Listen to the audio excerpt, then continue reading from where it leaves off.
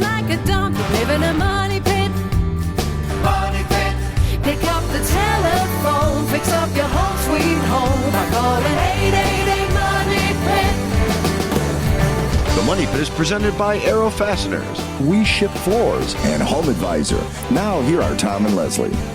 Coast to coast and floorboards to shingles, this is the Money Pit Home Improvement Show. I'm Tom Kreitler. And I'm Leslie Segretti. Hope you're enjoying this beautiful summer day, and if your plans include some home improvement projects, well, you're in the right place because, hey, we're here to help. We want to give you some tips and advice to make them easier, help them go smoothly, help you work around any problems that you're having, help you decide if you can do it yourself or you need to hire a pro. But to do all that, we need to hear from you. So pick up the phone and give us a call at 1-888-MONEYPIT, 888-666-3974. It doesn't matter where you are or when you're hearing this show. Those calls, those questions will be answered. Give us a call right now at 888-666-3974. Coming up on today's show, we're going to talk about kid safety, especially when it comes to home-related emergencies. You know, just because kids may be at that age where perhaps they can stay home alone, that might not prepare them to handle a home-related emergency. We'll have a checklist on what they need to know to do just ahead. And that's really smart. You got to think about all of those things. Now, if you're in the market for new floors and have an active family, there are 4 things that you should be looking for. We're going to share those tips in just a bit. Plus, if you'd like your home to feel open and airy but don't have the budget for a big-time remodel, we've got smart tips to help open up the space without emptying your bank account in the process. And if you're a DIYer, here's 2 tools that you'll love working with. The Arrow electric stapler and nailer and the Arrow dual temp glue gun. We've got both to give away to one listener drawn at random this hour. Want a shot at winning those great tools? All you need to do is pick up the phone and call us right now with your decor, remodeling, or fix-up question at 1-888-MONEYPIT. That's 888-666-3974. Let's get to it. Leslie, who's first? Karen in Texas is on the line with a driveway that is just cracking up. What's going on? My home was built in the late 1970s, and that's what's going on is my driveway has just gotten full of cracks and everything.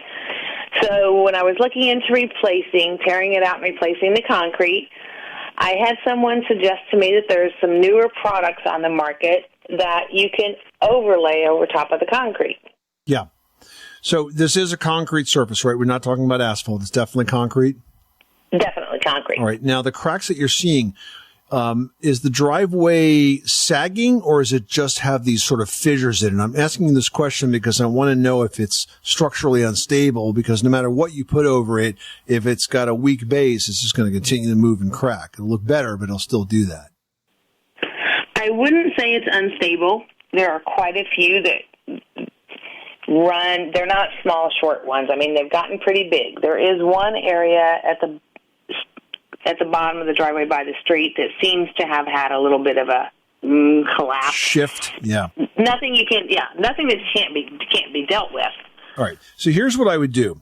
There's a new product out just this year from Quikrete. It's called Recap.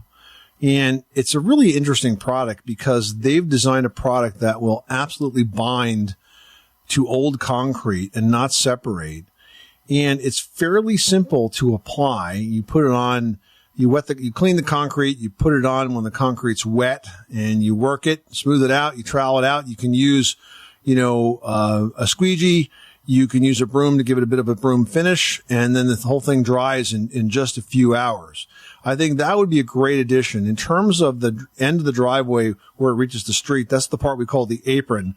What I would recommend you do there is to go ahead and tear that out. You can pick up a few bags of Quikrete and mix it up in a wheelbarrow and re-pour that. And this way you can make sure it's nice and thick and structurally stable. And then even sort of extend the Recap color onto that so it'll all look like one piece when it's all done. But I think that that's probably the best, because if the concrete continues to move, and by that I mean sort of shift a little bit, expand, contract, freeze, thaw cycle, whatever, those cracks will show back up, but most of them will be filled in by the Recap product. I think you'll like how it works. Awesome. That was what I was hoping to hear, because it's got to be a whole lot less expensive than having it tore out and completely re-poured. Well, absolutely. And, by the way, there's one other option, too. If you'd love to have a paver driveway, there's a new paver out from Pavestone. It's called Milano. And what's cool about these Milano pavers is they're half the thickness of a normal paver, and they're designed specifically to go over old concrete patio and driveway surfaces. So you could look into those as well, probably a little more expensive, well, probably a lot more expensive than the Recap product, but it looks absolutely gorgeous when it's done, and you really can't tell that it's not a full thickness paver when you see it. So there's two options for you. Perfect. Well, awesome. Thank you. You're welcome. Good luck with that project. Thanks so much for calling us at 888-MONEY-PIT. Dave in Iowa's got an issue at his money pit where something smells a little stinky, like rotten eggs. What's going on? Oh, well, I just bought a farmhouse about 3-4 years ago, and I have this rotten egg smell in my house all the time. And I also, my sinks and my toilets and my bathtubs are all rusty. I was wondering if you have any ideas for me. I do have a water softener. So first of all, the rotten egg smell usually happens because of a bad anode in the water heater itself. That's a rod that's immersed into the water, and over time it deteriorates.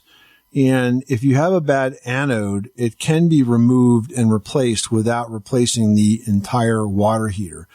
The other potential cause of this is the water quality itself. But is this well water? Yeah, this is well water. So have you had it tested lately to see, among other things, what the sulfur content is? No, I haven't. So I would be smart to do that. And this way you want to make sure that nothing has changed that you're not aware of in terms of the quality of the water. But typically it's because of a problem with the water heater that leads to that odor. Now, in terms of the rusty fixtures, that's just going to be wear and tear. That's going to have nothing to do with the water quality for the most part. So that ought to do it. Good luck with that project. Thanks so much for calling us at 1-888-MONEY-PIT. You are tuned to the Money Pit Home Improvement Show. Give us a call at 888-MONEY-PIT, presented by Home Advisor. They really have the best local pros for any home service. That's right. It doesn't matter what the project is. They make it fast and easy to find top-rated pros. And there are no membership fees. It's 100% free to use. HomeAdvisor.com. And just ahead, can your kids handle a home-related emergency, like, say, a broken pipe or a tripped electrical breaker? We'll have tips to help after this. You live in a money pit.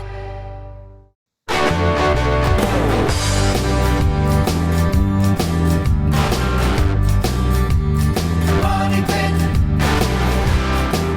The Money Pit is presented by HomeAdvisor.com. You'll never have to worry about overpaying for a job. Just use their True Cost Guide to see what others paid for similar projects. Then get matched to top-rated pros, read reviews, get quotes, and book appointments. All for free at HomeAdvisor.com. Making good homes better. Welcome back to the Money Pit Home Improvement Show. I'm Tom Kreitler. And I'm Leslie Segretti. Give us a call right now with your home improvement, your home decor, your home remodeling, or fix-up question at 1-888-MONEY-PIT, presented by HomeAdvisor.com. Never worry about overpaying for a job. Just use the Home Advisor True Cost Guide to see what others paid for a similar project. It's online and all for free at HomeAdvisor.com. And if you give us a call right now at 1-888-MONEY-PIT, you'll get the answer to your home improvement question, plus the tools to get the job done. We've got two great products to give away, the Arrow T50 Professional Electric Stapler and Nailer, plus the Arrow Dual Temperature Glue Gun. Two great tools from a company that's been building products for pros and DIYers alike for 90 years. And that dual temp glue gun is pretty cool. It heats up fast and features a drip resistant glue tip for glue control and accuracy. It actually has two settings. You can set it for high temp, which melts glue to sort of a liquid consistency for maximum bonding. And it's got a low temp setting that allows the glue to stick and melt at cooler temperatures. And that's great because it protects delicate materials that also have low melting points. You don't want to melt your project when you're trying to melt your glue. That's true. The dual temp glue gun is ideal for upholstery, woodworking, crafts, even general home repair. You can learn more and check out Arrow's Pro Tool giveaway at arrowfastener.com. But give us a call right now with your home improvement question to 888-MONEY-PIT, and you just might win both tools, plus that supply of staples, nails, glue sticks. The whole package is worth $90. That number again is 888-666-3974. Gail in Massachusetts is on the line and suspects that there could be mold afoot at the Money Pit. What's going on? My den has a moldy kind of smell to it, but mostly after it rains. And I don't know if there's a device that can be used to put it up against the wall to see if there's any moisture or mold or anything like that. So your den smells damp after it rains. Okay. How is your den constructed? Is it on a concrete slab or is it on a crawl space or a basement? It's right above my garage. Well, you're probably getting a lot of humidity from that garage that's working its way up into that space. So it's not totally surprising. I don't think necessarily what you're smelling is mold.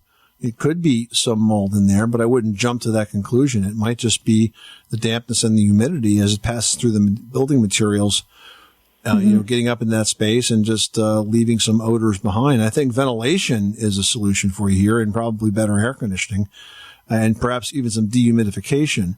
You have a central air conditioning system? I do. So there's a whole home dehumidifier that can be added to that will speed up the amount of moisture that it will take out. Because, air conditioners will take out moisture, but what happens is they tend to not take out enough. And sometimes it can still feel kind of clammy, but a whole house dehumidifier does it all. And it'll take out, most whole house dehumidifiers can take out like 100 quarts of water a day. And that can be built right into the system. And you know what? The other ones rely on the owner to empty them, make sure it's set to the right humidistat. It's much better to have the whole house one. Yeah, because I have one in my basement right now that I keep emptying. Yeah, that's way too much work. You don't have to do that. And by the way, the fact that you have moisture in the basement and you have this up above the garage, you may want to look at, just generally speaking, all of the drainage sources around the outside of your house, because if your gutters are clogged, if your downspouts aren't extended away, if the soil around the house is too flat, you're basically holding a lot of water against that foundation perimeter, and that could be a problem because that's going to lead to dampness, humidity, and potentially even flooding. Oh, okay. So we don't really have a water problem in our basement, but I'm wondering if so if I just make sure the gutters are cleared out. Well, let me just stop you right there. The fact that you have to use a dehumidifier that collects enough water that has to be dumped, that is a water problem. Okay. You're just not seeing it yet.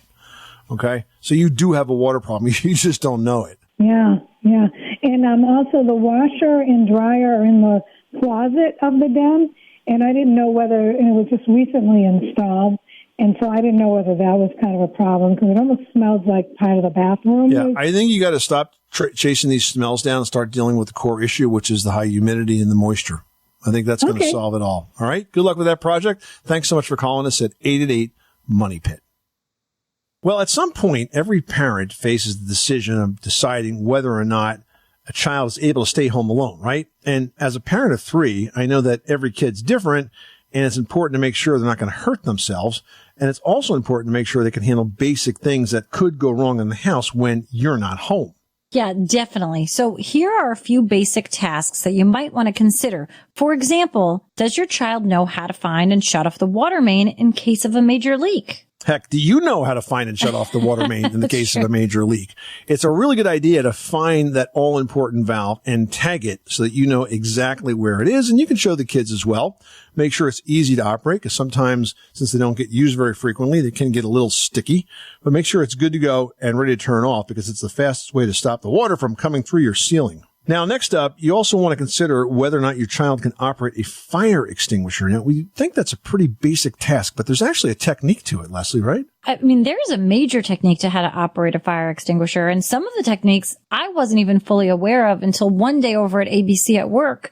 There was a fire chief came in and taught everybody how to use the fire extinguishers on the floor of the office building. And it was interesting to learn. You want to go at the base. You don't want to go at the flame. There's really a technique on how to operate those fire extinguishers efficiently. And you don't want to hold the plunger down fully. You want to pump it and point it at the bottom of the fire. So a lot of techniques to use to effectively use that fire extinguisher so you don't empty it initially and not do anything with it. So you really do need to go over how to use one and make sure that you've got the right type of extinguisher for your home. They're rated A, B, and C for different types of fires. Some are rated for all 3. Make sure you've got one that'll protect you and your home. Next up, does your child know what to do if the smoke detector is triggered? Yeah, get out. If the smoke detector's triggered and you're not home and cooking, well, it's a reason to get out and call the fire department. Frankly, it's as simple as that. And if you want to update your smoke detectors, make sure you use interconnected detectors so if one goes off, they all go off. And lastly, what should your kids know to do if the power goes out? Because that's happening more and more frequently these days. I mean, for sure. Luckily, some people have generators in their home that are on automatic standby, so they'll come right back on. Other times, though, you're not so lucky, and your kids can become very nervous, very scared when the power goes out. So you should talk with your kids about where flashlights are. You should have LED candles so that your children aren't dealing with open flame candles. You need to go over a process of making sure that you have items ready to go so that you can illuminate the home safely. And that's the most important part there, safely. All great questions to ask yourself and teach your kids if you feel they're ready. We're ready, though, for your home improvement questions. Pick up the phone. Give us a call right now at 1-888-MONEY-PIT. Now we've got Russell in Texas who's dealing with a door that's just not sitting right. What's going on? Well, we recently had the windows and doors replaced in our house about 8 months ago. And up until about 2 weeks ago, the door locked fine. Now the deadbolt will lock. I mean, it'll go into the side of the door frame, but the doorknob itself won't go in. And these were pre-hung doors. And I don't know exactly how to diagnose a problem or even how I would go about fixing it if I was able to figure out what was wrong with it. So it's got increasingly warmer in Texas over the last couple of weeks, right? Yes. And so I think what's happening is we're getting some swelling of the door jambs or the door, and that's shifting things just enough to make the door knob not sit properly in the strike plate. So this is just a door adjustment. And did you install these doors yourself? Did you have a pro do it? They were done by a contractor. So, I mean, I think it's reasonable to ask the contractor to come back and adjust the doors because they're swelling now. It is possible to put these doors in so that they work year-round without any adjustments. And so I think it just needs a minor adjustment. Shouldn't be a big deal. But I would call the contractor, ask them to come back and fix it. Okay. All right. I'll give them a call. Yeah, nothing to worry about there, Russ. Pretty normal. Just needs a bit of adjustment. And fixing a door or adjusting a door is complicated if you don't do it every day, because it's kind of an interesting beast. It has about 6 different ways it can move, and if you move in the wrong direction, that's making it worse. So I'd have the pro come back and fix it. Okay, I sure will. All right, good luck, Russ. Thanks so much for calling us at 888-MONEY-PIT. Jan in Texas, you've got the Money Pit. How can we help you today? We have it's a very small bathroom, and they had built a tile shower in the middle of the room. And I want to know if you can change the places where the shower and the toilet, or if you can just reverse them and use the existing drains.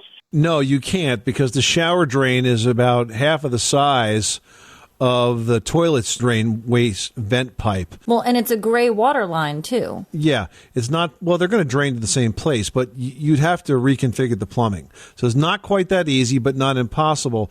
What is this bathroom built on? Is it over a crawl space or a basement by any chance, or is it over a slab? It's on a slab. Very expensive project. I would think of something, other way to redecorate that bathroom and make it pleasant for you, because switching those is a big job. You're going to have to tear up the floor to do the plumbing. Oh, wow. Okay, well, I guess we'll just leave it the way it is. Looking better all the time, isn't it, Jan? Well, no, but I mean, it is what it is. Thanks so much for calling us at 888-MONEY-PIT, 888-666-3974. What were they thinking when they put the shower in the middle of the room? Views from every part of the bathroom? I'm not sure. That's not a walk-up shower. It's a walk-around shower. Pick up the phone and give us a call anytime. We're here 24 hours a day, 7 days a week, right here at 1-888-MONEY-PIT. Now, if you happen to be in the market for new floors and have an active family, there are 4 things that you should be looking for. We're going to share those 4 tips after this.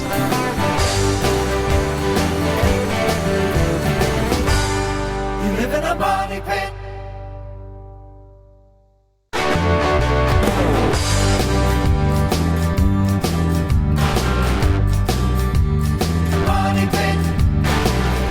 The Money Pit is brought to you by Sense.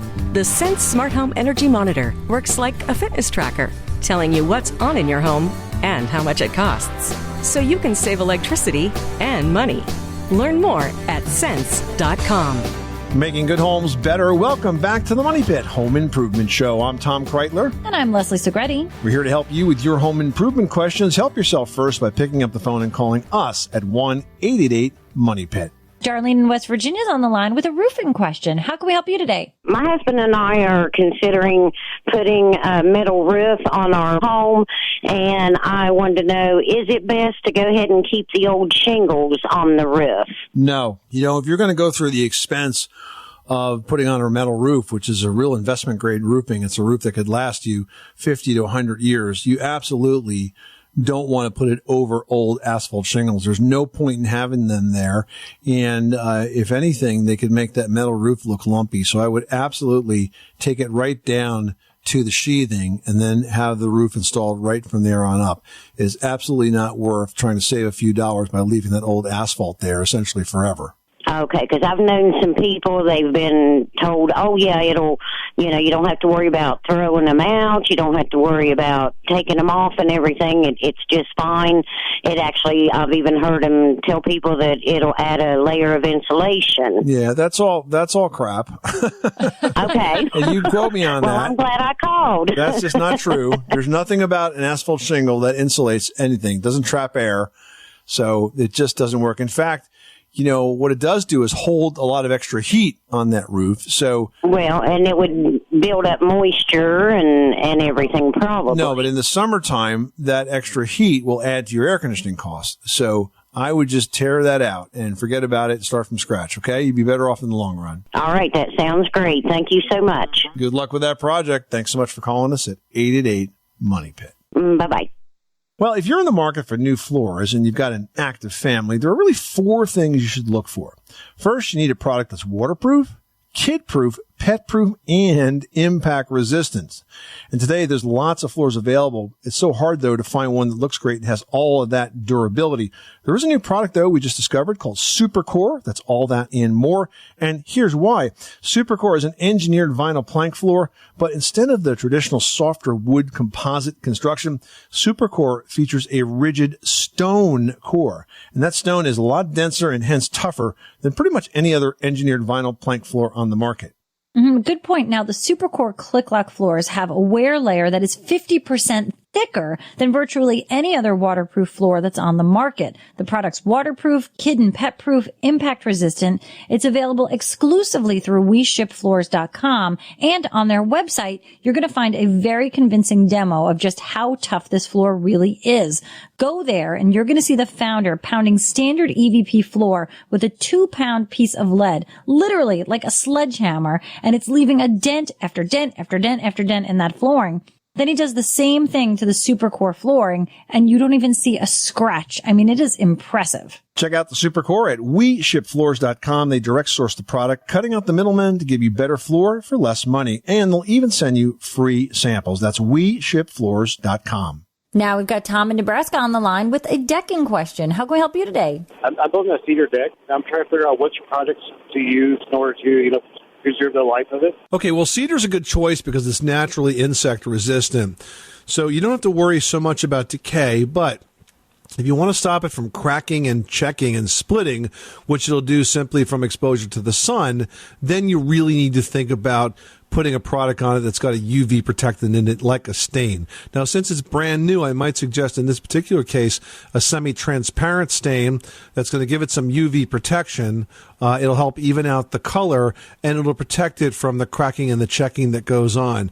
You can pretty much put it on right away, but sometimes when people build cedar decks, they want to enjoy them for a few months just until they start to gray a bit, and then they'll stain them. So the choice is yours, but a semi-transparent stain would be a good option for you right now. Okay, cool. I wasn't sure what to do, I appreciate it, man. You're very welcome. Thanks so much for calling us at 888-MONEY-PIT.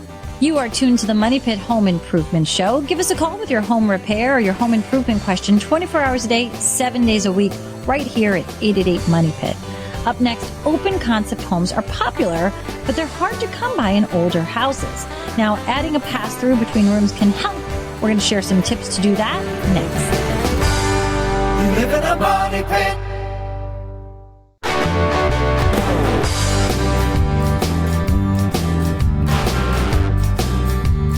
Money Pit. The Money Pit is presented by HomeAdvisor.com. Whether it's minor repairs or major remodels, leave it to HomeAdvisor to do the work. Check out HomeAdvisor.com. Making good homes better. Welcome back to the Money Pit Home Improvement Show. I'm Tom Kreitler. And I'm Leslie Segretti. We'd love to hear what you're working on. Give us a call right now at 1-888-MONEY-PIT, presented by Home Advisor. You can find out what it costs to do your home project before you hire a pro and instantly book one of Home Advisor's top-rated pros for free. Plus, if you give us a call now, you're going to get the answer to your question, plus the tools to get the job done. Up for grabs this hour, we have the Arrow T50 AC Professional Electric Stapler and Nailer, plus the Arrow GT20 DT Dual Temp Glue Gun. These are two great tools from a company that's been building products for pros and do-it-yourselfers for the past 90 years. It also comes with glue sticks, staples, nails, everything you need to start tackling projects all around your money pit. And make sure you head on over to arrowfastener.com. On their website, you are going to find a ton of projects that you can do, and you can even learn more and check out Arrow's Pro Tool giveaway. Call us now for your home improvement question at 1-888-MONEY-PIT. You might just win both tools plus a supply of staples, nails, and glue sticks. That whole package is worth $90, and our number is 888-666-3974. DJ, you've got the money pit. How can we help you today? Yes. I'm having some difficulty with my air conditioning, and it's driving me crazy. What's going on? Well, in order to have it come on and stop, I have to manipulate the thermostat. I know there's a 5-minute delay on the start of it and the turn off of it. So I have to either lower the number on the thermostat below my 77 till it kicks in, and it'll run for hours. And to turn it off, I have to manipulate 7 to 8 numbers above for it to shut off. Okay. So basically, there's one of two things happening here. Your thermostat's broken or your air conditioning is just not able to keep up with the setting. So first of all, if you want to check very simply to see if your air conditioning is cooling properly, there's a simple test that you can do. If you have something like a refrigerator thermometer that will measure, air temperature, what you can do is you can measure the temperature of the air where there's a really strong register where it's blowing air out, measure that temperature, and then also measure it where it's going back in to the system itself at a return duct. The difference between those two temperatures should be 15 to 20 degrees. If you're seeing like 7, 8 degrees, your system's not cooling properly. It probably needs refrigerant. The second possibility is that you just have a thermostat that's not working properly, and the solution to that is just replace it. They're inexpensive. If you have Wi-Fi in the house, I would get an internet-enabled smart thermostat like a Nest. I love my Nest thermostats. They're so easy to use, and I can set them to go up and down whenever I want, and they even will not shut off, but go to a different temperature setting when no one's in the house. So those are your options right there. I think one of the two of those will straighten this out. I'd get on it now before it gets much hotter out, and you should be set for the summer. Thanks so much for calling us at 888-MONEY-PIT.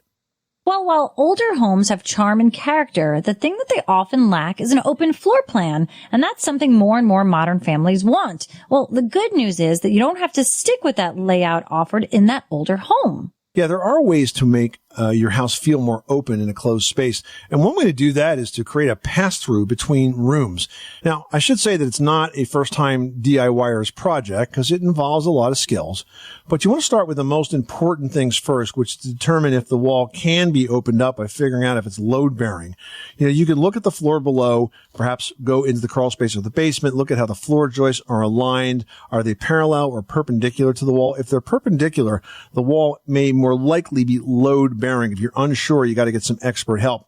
And if the wall is load-bearing, you can still add the pass-through, but frankly, at that point, the project gets a lot more complicated. It shoots well beyond that DIY stage, so definitely hire a pro. Next, if that wall is not load-bearing, you can cut out a pass-through, but before you go all in, it's smart to do some exploratory surgery first. First things first, before you make that first cut, trace out your template exactly where you want that pass-through to go, and try and line up the template so that you're to the left and the right of where you start a stud. That's going to make the framing a lot easier. Now, if you have the room and you can lay this out so it does fit between those studs, it's even better because you're not going to have to frame the left and right sides of the opening. So you really have to think about this. Now, also, you want to turn off all electrical to circuits on that wall, and then make sure you have a reciprocating saw and you cut only through the thickness of the wall board. In other words, do not cut through the studs yet. Just get the drywall off so you can see those studs. Yeah, now once you see the inside, it's a lot easier to double check if the wall is load bearing for sure. And you can also deal with any wiring that you find. If you see any plumbing, you can deal with that. You do want to do all this work before you start taking the frame apart. Now, if you do have to cut out some studs, I'm going to give you a tip. Now, if you think about this, you've cut a square hole in the drywall. You've lined up the right stud and the left stud. Now, across the bottom, you're going to have to put like a horizontal piece. Well, to do that, you've got to cut that vertical stud that's in the middle like 1.5 inches below where the drywall edge is. So what I do is I kind of go measure down 1.5 inches and then plunge cut there so the blade kind of goes into the wall, but I leave the drywall above. Why am I doing that? Because it's a lot easier to fix that little slice you put in the wall than it is to actually piece in a whole piece of drywall just to cover that new bottom plate that you're putting in place. So if you understood what I just said, you are an advanced DIYer. If you're not, hire a pro. Okay, because there are ways to do this and have it done simply and easily. And you're going to find that once that's all done, you can trim it out. You can put a piece of countertop there. You can use molding. It looks really cool and it lets a lot of light in from the back side. So it really has the effect of opening up that space without spending a lot of money on a big remodeling project. All right, next up, we've got Sandy calling from Ohio who's working on a painting project. How can we help you today? Yeah, I was looking for a product that you can take the varnish off your old kitchen cabinets without having to sand them. I was told there might be some new products out. Well, there's actually a product that's been around since 1936 that works, and that's called Rock Miracle. So not exactly new, but does a great job. They've got a couple of different versions of it, but it's designed specifically to take off varnish. There is a liquid no-wash remover that basically removes paint, finishes, and varnish that you can use. You can check out their website at rockmiracle.com. But if you want to avoid most of the sanding, that's a good place to go. And they have some environmentally friendly versions of the product too. Okay, sounds good. All right, thank you very much. Give us a call with your repair, home improvement, decor, design, whatever type of question you've got for your Money Pit. We are here 24 hours a day, 7 days a week at 1-888-MONEY-PIT. 888-666-3974. Still ahead, have you ever been faced with a house or apartment that needs so much work it's hard to know where to start, especially when your project list is bigger than your budget? We'll have tips to tackle that challenge after this. You live in a money pit.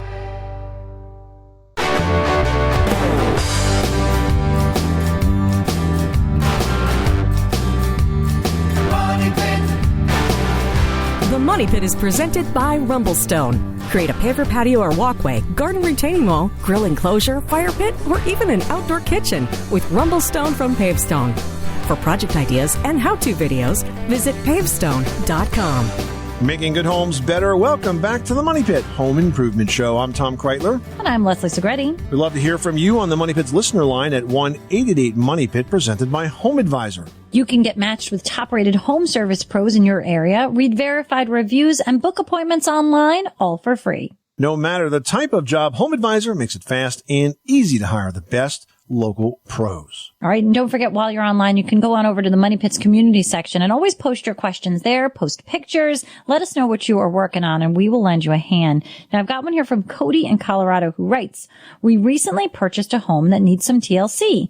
We want to replace the aging furnace and water heater. We also need to rip out carpeting and replace the hardwood floors. Finally, one of the bathrooms is in really bad shape. How would you prioritize these projects? We want to have them completed over the next 2 years. Wow, that's a big list. I mean, to kind of sum it up, you want to replace the furnace and the water heater and the floors and the bath. So I'm thinking safety first. If the furnace or the water heater are unsafe, then replace them now. If not, have them serviced so that you can get another year or two out of them, which is entirely possible, by the way. Now, the bath is clearly the biggest job, but it's going to have the best return on investment. So that's a project that, again, it's not an emergency, but you want to plan it and get it done and do it well so you add to the value of your home.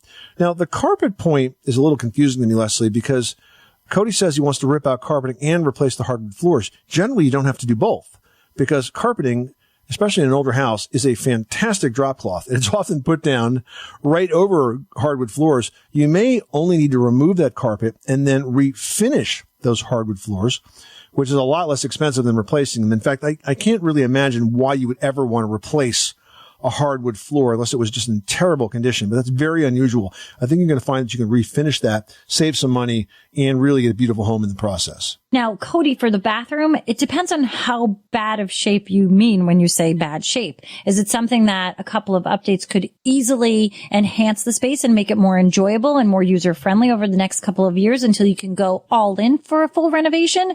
I think you have to look at it that way. If it's just terrible and falling apart and really non-functional, then I would prioritize it differently. But if there are ways to say, maybe change the flooring or change out the faucets and the shower head and add something new and simple, even as simple as a new paint color, it might buy you some time before you take on that big renovation. So I'd love to see more. Post some pictures and we'll talk you through it. All right. Julie in Nebraska writes, she says, I'm my first time homeowner. Congratulations, Julie. And I'm going to change all the paint colors inside and out. I can't figure out, though, which finish to use. I have kids that love to make messes. Which finish is the easiest to clean? Well, Leslie, coincidentally, you have kids that like to make messes as well. So what would you tell her? You know, it's interesting, and it depends on the type of message your kids like to make. My kids just like to make giant messes all the time. And while I love eggshell paint personally as a designer, I think I love the finish. It makes the walls look velvety and rich. It's terrible to clean. So I wouldn't say get that. Either go with a scrubbable matte that'll give you a flat finish or a semi-gloss or even a satin, just because you need a little bit of sheen or you need that scrubbable enamel built into the paint's finish so that you can clean it. Because with paint, even if you take a magic eraser, say your kids get something on it, it's going to sort of change the look of that paint in that spot, especially if it's eggshell. I speak from experience. So think about the type of messes that you anticipate your kids to make, but ultimately go with something that has a little bit of sheen, or if you like a flat finish, go with something that has a scrubbable additive. You will be so thankful that you did. Also, buy stock in the magic eraser and just put them underneath the sink because you're going to need a lot of them. This is the Money Pit Home Improvement Show on another beautiful summer weekend, our favorite time of the year. If you've still got questions, remember, you can reach us 24/7 at 888-MONEYPIT or post your questions online to the Money Pit's community page at moneypit.com. I'm Tom Kreitler. And I'm Leslie Segretti. Remember, you can do it yourself, but you don't have to do it alone. You live in a money pit.